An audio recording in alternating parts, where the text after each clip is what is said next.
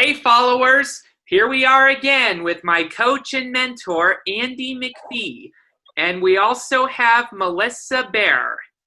Welcome, guys. Hello. Hi Mel, how you doing, mate? Yeah, I'm good. How are you? That's good. Well, just to let everybody know, Mel is in Melbourne, Australia. Doug is in Phoenix, Arizona, and I'm in Los Angeles. Regular viewers will know that. How's things, before we go any further, Mel, how's things in Melbourne? We know that you all just got out of lockdown after 9 weeks of only being allowed out for 1 to 2 hours a day. Yeah, it's a big relief for us here in Melbourne. We still have some restrictions, but because we were in such harsh lockdowns before, everything is awesome. So even going Wow. to dinner is actually really exciting. However, it's hard to get a booking now, so it's Yeah, I bet. yeah, it's like, let's go out for dinner. Let's go out I for was going dinner. to say, it's amazing that you take these little things like just going out of the house to do a bit of gardening or pull some weeds out. You go, yes, I can do it now. Oh, I'm really enjoying taking the dog for a walk or going for dinner. It's like the little things we forget, how they can be taken away pretty quickly, hey? Although lockdown was pretty good, a pretty good experience, because then you get to detach from a lot of the things that you think you need and you don't really need them. And I just got to explore a lot more of my surroundings, which I just absolutely love now. So, even though we can travel out, I still love to explore my area because I didn't realize how much beauty there was surrounding my house. Yeah. 5 kilometers. It's awesome. Yeah, that's great. Well, look, Doug, lead away and we'll see how our amazing Melly Moo, which is her nickname, maybe you don't mind me saying that, is, how she is a relentless and unstoppable person in her challenges and choices she's made in life. So away to you, Doug Kenney. Yeah, Melly, it's very nice to have you on the Relentless and Unstoppable series. We're very grateful that you've made the time for this. Thanks for having me. No problem. I've heard a lot of good things about you from my favorite coach, Andy. Thank you, Andy. Thank you. All right. True. So, Melly, I must ask, what are you doing these days? Oh, okay. So these days I am, just out of COVID, obviously. We're not really out of COVID, but in Melbourne, we're out of lockdown, I should say. And I am a face painter. So prior to COVID, I have a business called Groovy Face Entertainment, where I get to paint children's faces.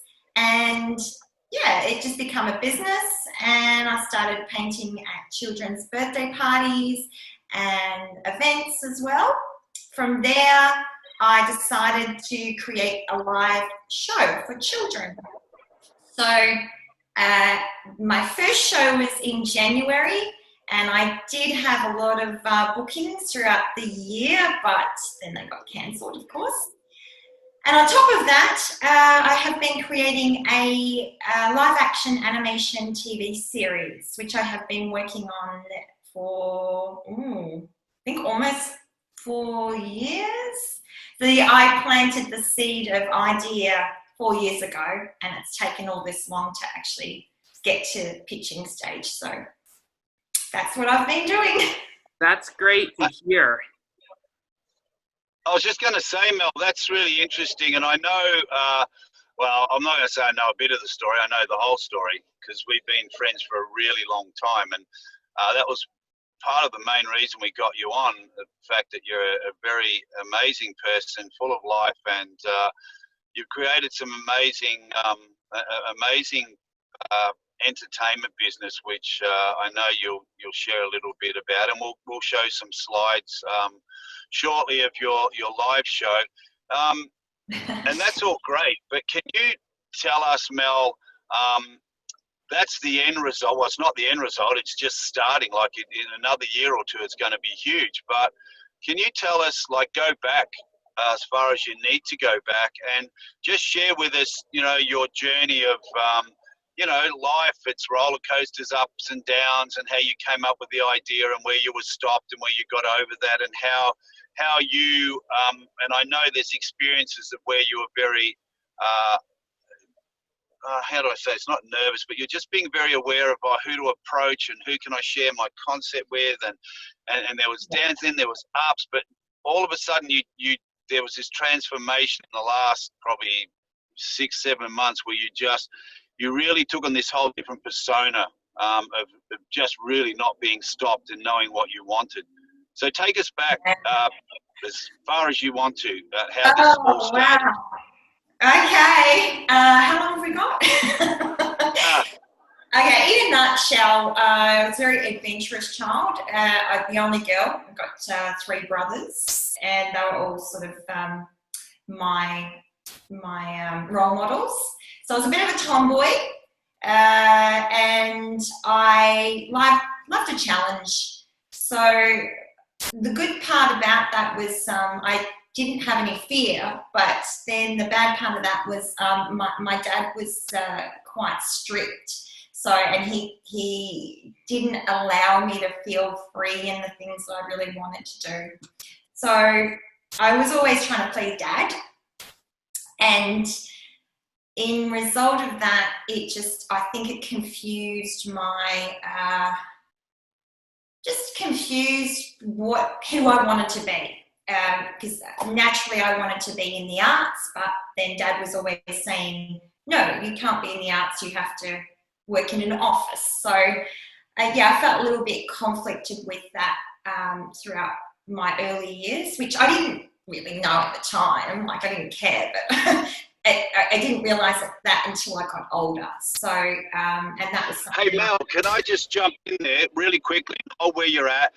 How many actors do we know, and when I do a lot of coaching, that we hear it, so many motivational speakers, someone else has put in your world how they want you to live, and we know now that maybe some people follow the footsteps of their parents, maybe, you know, and that's okay, but we do know now that when they put that there, it puts up a bit of a blocked view of the little dreams that you had. Is that how you felt? You know, absolutely. Yeah, absolutely. And I realised later on in life that I wanted to explore the arts. So, and I think once I started opening the doors, I opened up a can of worms, and it was quite painful because you have to sort of confront, you know, why didn't I do that before, and why can't I just, you know, believe in myself or love myself. And it's easy to say, oh yeah, love yourself, believe in yourself, but you know, to actually do it can be quite challenging for some people, depending on your background. So yeah, overall. So sorry to jump in again. I will do this, Mel. I'll keep jumping in because it's really valuable for people going through things. Action is action, and not being stuck in what other people want you to do. And action is one of the biggest things to transforming your dreams and thoughts into words and then action, right? Absolutely, yeah, for sure. Yeah, and I can relate to some of what you said a minute ago about how I can relate to what you say a little bit when you say that someone was holding you back from your dreams. I can relate to that a bit, you know? Yeah. You know, I've gone through some struggles myself, but I've taken the action over the past few years with guidance from Andy. And pretty much what happened in my connection with Andy was he presided over my transition from being a teenager to a productive adult. Wow. That's amazing. And can I add something to that? I noticed something the other day, and sorry to stop you, Mel, but yeah, this is all free conversation that people hopefully get impacted by what we're all sharing. Doug now talks to me like I'm his client and he's the coach. He starts telling me, "Oh no, Andy, I think we need to." Okay, Doug, yeah, that's great. Like, it's really brilliant. Anyway, keep going. Thanks, Doug. You're amazing. That's great mentoring, because he's you know, almost becoming as great a coach as you now. Yeah, well, he's going to Possibly. go to college in maybe, I don't know, maybe the next 2 years. His mum has said, look, Andy, I'd really love him to go and train to be a mentor and coach for people with autism. I went, oh my God, that would be so amazing. Yeah. So anyway, sorry, Mel, keep going. Oh, okay. So where was I at now? The action, taking the action. Taking action. Okay, let's cut a long story short. So Dad did the best he could, but Dad was programmed to have limited beliefs. So obviously I followed that pattern, and it wasn't until I got a bit older that I started to realize that I was quite unhappy within myself, and I put up, you know, obviously on the outside, everything was wonderful. I've got a bubbly personality, and, you know, I can communicate well with people, but on the inside, there was always something bugging me. There was always something, you know, sort of feeling not quite right. So, I started to explore fitness, and I became a fitness instructor and a coach. And I taught group fitness for years, which then opened me up to a whole new world, you know, exercise, communication. It was so much fun, and that was amazing until I ended up debilitated in a way with my back. I just suffered with such horrifying pain. I couldn't get up out of bed. My back was giving me a lot of trouble, and I had a lot of tests done, but didn't really get a diagnosis at the time. I was still a bit in the grey area, like not sure what's going on. So I ended up having to stop teaching group fitness and give up all my classes that I built. I also started up a business as well, so I had to give all that up. And then from there I felt useless, because I went from just having all this creative freedom and this physical expression to feeling constricted and stuck and in pain and useless and a failure.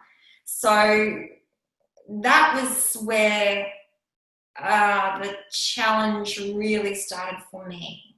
And it was almost like I was confronted with my worst, well, I wouldn't say it's the worst thing that could happen to a person, but to me, it was my worst fear, because I couldn't see any light. I'm thinking, where's my life headed now, you know? So yeah, and that's really important, Mel, again, because you just said, I know other people go through, you know, much harsher things, and that's a fact. But the other fact is that whatever we're going through at that time, be it something small, loss of job, loss of finance, I'm not sorry, I don't mean small, losing your job, but, you know, I'm not talking about people who've had horrific accidents, where we have many on our series who've been, you know, horrible accidents, end up in wheelchairs, and their life is done as far as, you know, being physical like they used to, but they made a choice to get through that. And so whether it be that, or whether it's just something you go, I can't run my business anymore because of a back injury, that to you is as big an issue, because your dream just suddenly stopped. It just stopped. Yeah, my whole world just become dark. I wasn't happy. I was sad, and I was in so much pain.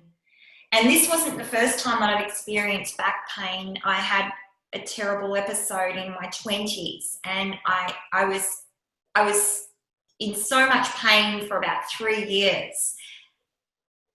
And it wasn't quite clear as to what was wrong. They said there was something going on in my L5 and S1, but I didn't really understand or have a name as to what was happening with my back. And obviously it wasn't normal for a 22-year-old to have to be on and off crutches for no reason at all, like in pain. That's just, it wasn't in my brain. There was something going on. So I did overcome that after 3 years in my 20s, but it's now become, it started to become an issue this 4 years ago. And it was like I had the post-traumatic stress of what had happened in my 20s. And I was thinking at start, I'll get over this, but it just didn't go. And literally for about 3 years, I was in a lot of pain. Finally, I found out what I have. Finally, after getting injected in cortisone injections in the wrong areas, I had the wrong diagnosis and they put injections in the wrong spots. So it wasn't a nice experience because no matter what I did, it just didn't seem to get better.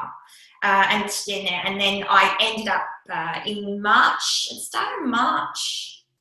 I started to feel better. Like I just started to get into a routine and my back started getting better. I got off gluten, dairy, wheat, any inflammatory type foods like nightshades. Like I sort of, for a whole month, I couldn't believe how many foods were actually inflammatory. Because I was like, what am I going to eat? Because most foods, to me, the most foods that I love are inflammatory foods. So I just kind of had non-inflammatory foods for a whole month, and I couldn't believe how much better I was starting to feel. So I thought, wow, I didn't realize how much food could make pain worse.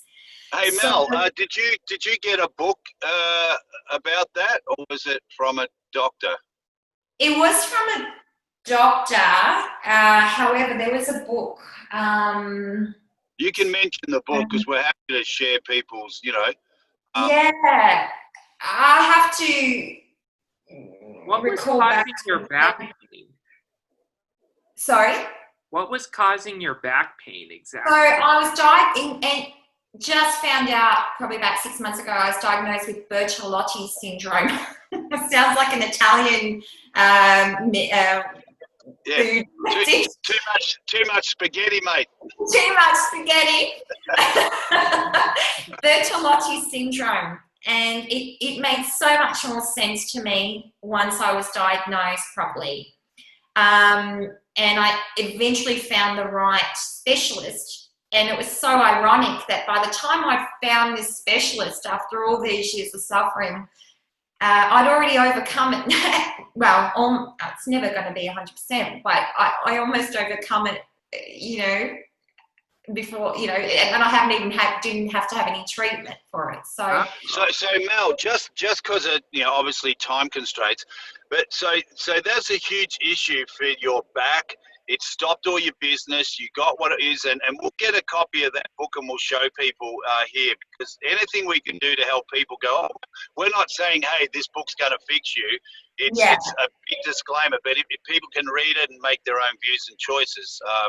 But look, so what was it that, and obviously once you physically and mentally felt better, you changed your diet, you knew what was going on. What then started driving you to end up where you are now with this amazing, and people will love when we show the slides of what you've created with this live show and how it's expanded from your face painting. What was I know what the thought was, but let the viewers know what started you to create that, because that came out of pain as well, right? You can't stop the groove. You can't stop the groove. You can't stop the groove. You can't stop the groove. Groovy face every day. Paint your face in every way. Paint a cat, paint a mouse, paint a dog, or paint a house. You can't stop the groove. Oh, you can't stop the groove. You can't stop the groove. Oh, you can't stop the groove. And sway your hips from side to side. Side step and take a slide. Arms up high and swish around. Clap your hands, drop to the ground.